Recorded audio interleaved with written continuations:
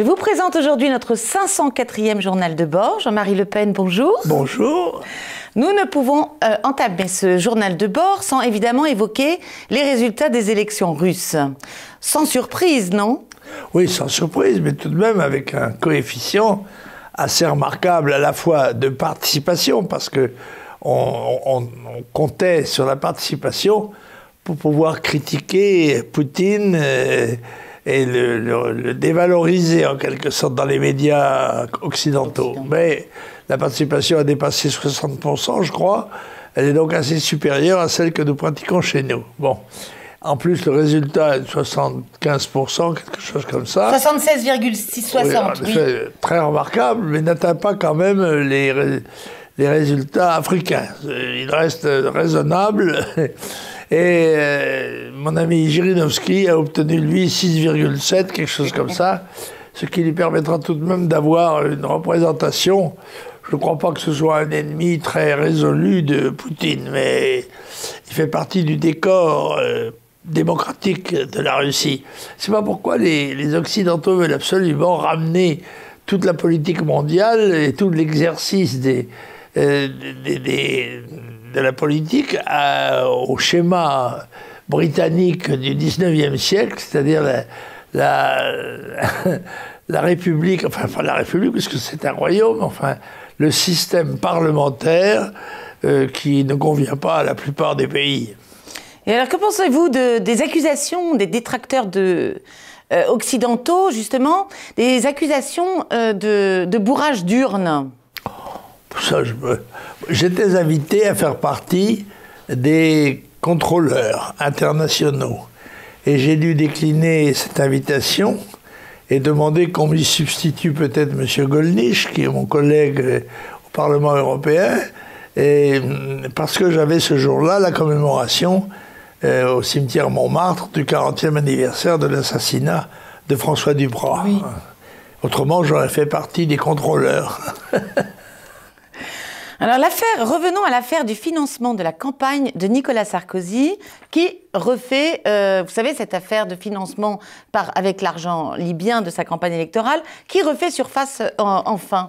C'est un peu... Ils ont mis du temps, non? La justice a mis du temps à se réveiller. Ça devient un serpent de mer, parce que ce n'est pas la première fois que M. Sarkozy est mis en cause par la justice pour des comportements électoraux douteux. On sait que son compte de campagne a été rejeté, oui, parce qu'ayant dépassé très largement le maximum autorisé, et il est certain que si les financements dont on parle, mais dont je ne connais pas la réalité, mais si les financements dont on parle ont joué un rôle dans la campagne, il est certain qu'ils expliquent le succès exceptionnel de Nicolas Sarkozy à l'élection présidentielle et, corrélativement, l'échec relatif que nous avons subi, car je pense que nous passons de 15 à 10,7, au point de vue 10,4, aux élections présidentielles, et malheureusement, à l'effondrement de nos candidats aux élections législatives avec 4,7 au lieu de 5, ce qui va nous coûter 10 millions et nous obliger à des restrictions considérables et à un ralentissement évident de notre action. Donc les deux sont liés, selon vous? Les deux sont liés, mais tout ça, ça a maintenant tant d'années que cette procédure dure depuis des années et des années.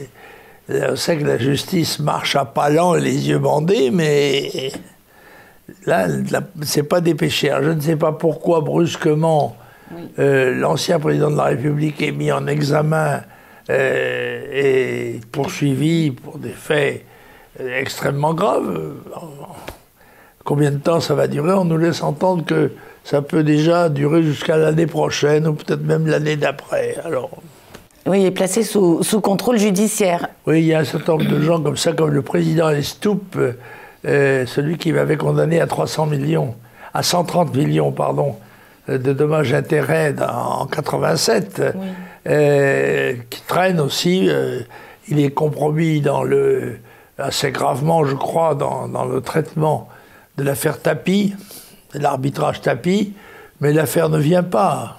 Alors par conséquent, on attend sans doute qu'il meure. Je lui souhaite longue vie. Bon, les syndicats sont aujourd'hui en marche contre Emmanuel Macron. Donc, bien évidemment, donc la France est bloquée, que ce soit la SNCF ou autre corps. On a l'impression que c'est un éternel retour, non? Oui, si tout le monde marche en même temps, en effet, c'est la poursuite infernale.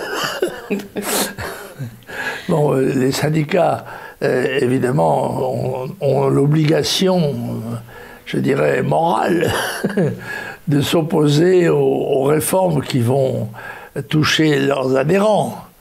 Mais il ne me semble pas qu'il y ait beaucoup d'enthousiasme dans les rangs syndiqués, lesquels sont d'ailleurs de plus en plus éclaircis, il faut le dire. Et reste encore relativement important dans la fonction publique, mais les syndicats jouent là peut-être leur dernière carte. En tous les cas, ils ne sont pas en mesure, je crois, de faire autre chose qu'une grande démonstration, parce que l'opinion leur sera forcément diamétralement hostile si la grève devait durer et gêner les gens dans leur travail ou leur déplacement.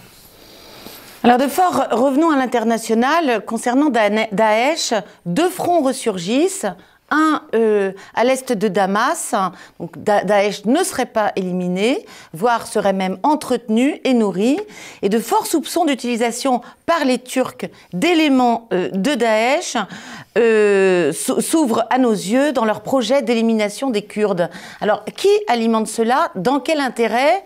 Et pourquoi, tout simplement? Écoutez, on est là dans l'Orient compliqué. Oui. Et les jeux d'alliances qui se succèdent et se contredisent quelquefois ne sont pas étonnants. Et que les Turcs qui ont un problème majeur avec les Kurdes s'appuient sur Daesh pour les vaincre ne m'étonne pas outre mesure. Il serait vain de penser que les nations ont des sentiments alors qu'elles n'ont que des intérêts. Et rappelons que Erdogan, récemment, faisait appel à ses compatriotes en disant la famille turque, n'est-ce pas, n'a pas 3 enfants, mais 5 au moins. Or, je rappelle que les Turcs sont déjà 90 millions et que par conséquent, cela masque mal, disons, un désir d'expansion. D'autant qu'au-delà des Turcs eux-mêmes, il y a les turcophones, sur lesquels ils ont une influence qui n'est pas négligeable et tout ce qui doublerait en quelque sorte, et même un peu plus, la pression qu'ils peuvent exercer. Oui, mais alors pourquoi est-ce que la coalition internationale reste silencieuse justement face à cette élimination progressive du peuple kurde? Bon, généralement, elle est muette, elle est impuissante. Oui. Par conséquent, qu'est-ce qu'elle peut faire, la coalition internationale? Quand elle s'est mêlée d'intervenir dans cette région, les conséquences en ont été généralement catastrophiques. Oui, désastreuses. Alors on ne peut pas souhaiter qu'on recommence des opérations comme celle de l'Irak ou de la Libye ou de la Syrie.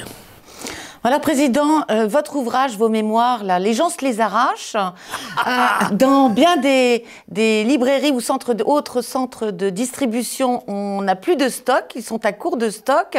Enfin, c'est quand même, ça ne va jamais s'arrêter. J'espère, mais il faut surtout qu'ils reconstruisent leur stock. Parce qu'il ne faut pas laisser l'appétit des lecteurs se tarir. Et il faut, j'espère, que ce livre qui va quand même apprendre pas mal de choses, je pense à nos compatriotes, soit lu. Pour une fois que nous avons la parole de façon indiscutable, parce que on ne peut pas nous couper la parole et on ne peut pas nous priver d'invitation aux écrans ou au micro. Donc là, il y a un livre, ils peuvent le lire, tout le monde peut le lire, tout le monde peut le critiquer, c'est le droit de tout lecteur, comme de tout spectateur, de siffler le spectacle. Mais là, après tout, il faut qu'ils se fassent eux-mêmes une opinion sur ce qui a été la première moitié de ma vie, c'est-à-dire celle qui a précédé quand même la création du Front National et son déroulement pendant presque près d'un demi-siècle.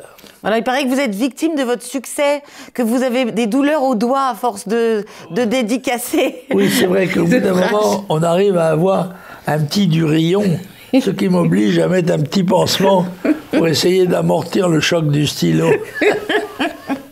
Bon, ben, je vous remercie infiniment, cher président. Je vous en prie. Nous nous retrouverons la semaine prochaine. Et d'ailleurs, durant le bloc de la semaine prochaine, vous consacrerez un temps certain à vos lectures. Absolument. Je vous donnerai quelques livres que j'ai lus, quelques livres que j'ai reçus sans pouvoir les lire, mais qui méritent d'être cités, car leur sujet est remarquable. Eh bien, très bien. Alors, à la semaine prochaine. À la semaine prochaine. Au revoir.